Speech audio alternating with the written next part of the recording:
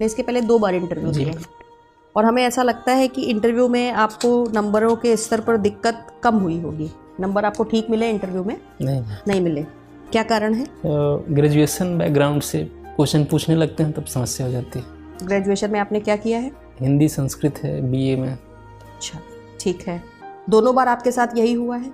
नहीं, एक बार तो कम्युनिकेशन की समस्या थी। पहली बार प्रभात सर के बोर्ड में था तो वो ऑस्ट्रेलिया से पीएचडी किए थे, तो इंग्लिश में सवाल पूछने लगे। सवाल इंग्लिश में पूछते थे। वो जो बोलते थे हम नहीं समझ पाते थे, हम जो बोलते थे वो नहीं समझ पाते थे। हाँ, तो वो तो ये था कि उस साल ईश्वर ने आपके लिए निर्धारित नहीं किया था परिणाम आपके पक्ष में जाना, इसलिए ऐसा हुआ। जी। फिर दोबारा में आपके साथ ये हुआ, पहले आपको अंग्रेजी ने मारा और फिर आपको हिंदी और संस्कृत ने मारा।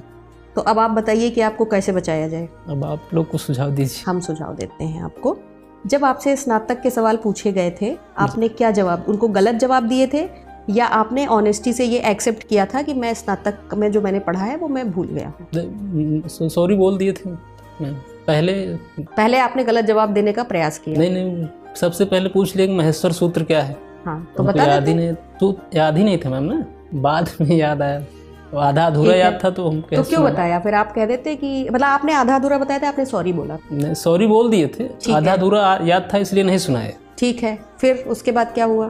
फिर उसके बाद चेयरमैन पर्सन उन्होंने अपना भारत पाकिस्तान के रिलेशन पूछने लगे। सब इंग्लिश में चल रहा था तो कम्युनिकेशन ठीक से नहीं हो पाया था। ठीक है, अब हम आपको बताते हैं इस समस्या से बचने का उपाय।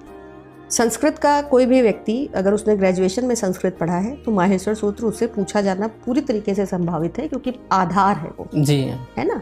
तो इन गलतियों से सबक लेके सबसे पहले तो माहेश्वर सूत्र याद कर लीजिए। अब याद है एकदम? ठीक है। कहाँ पर लिखे हैं? कहाँ लिखा है माहेश्वर सूत्र? कहाँ पे लिखा है? पाणिनि का अष्टाध्यायी में लिखा। ठीक है, उसकी तैयारी अच्छे से कर लीजिए। उसके बाद अगर आपके साथ में फिर यही होता है कि आपसे कोई ऐसी चीज़ पूछी जाती है जो आपको नहीं आती है, तो बहुत ही विनम्रतापूर्वक मान लीजिएगा कि सर मुझे ग्रेजुएशन किए हुए बहुत लंबा समय हो गया है सर, मैं रिकॉल नहीं कर पा रहा हूँ। फिर भी वो पूछते रहते हैं तो इसका मतलब है कि वो आपको नहीं बनाना चाह रहे हैं। उसका तनाव फिर मत लीजिएगा। ठीक है। इंग्लिश में सवाल अगर आपसे पूछे जा रहे हैं और आपको समझ में नहीं आ रहे हैं तो विनम्रतापूर्वक उससे कहिए कि सर क्या आप मेरे लिए आप इसको हिंदी में ट्रांसलेट कर देंगे या आप मुझे थोड़ा हिंदी में समझा देंगे? ऐसा आपने उनसे कहा था सर। उन्होंने नहीं माना। हाँ, तो इसका मतलब है कि वो सोच रहे थे कि अभी आप और तैयारी के साथ हैं। जैसे जो उनको ऐसा कुछ जरूर लगा होगा आपकी पर्सनैलिटी में कि आपको शायद और मेहनत की ज़रूरत है, इसलिए उन्होंने आपके साथ किया होगा। लेकिन करत करत अभ्यास के जड़मत होत सुजान, आवत जात के सिल पर परत निशान, है ना। पत्थर पे भी निशान पड़ जाता है लगातार प्रैक्टिस से। तो practice makes a man perfect.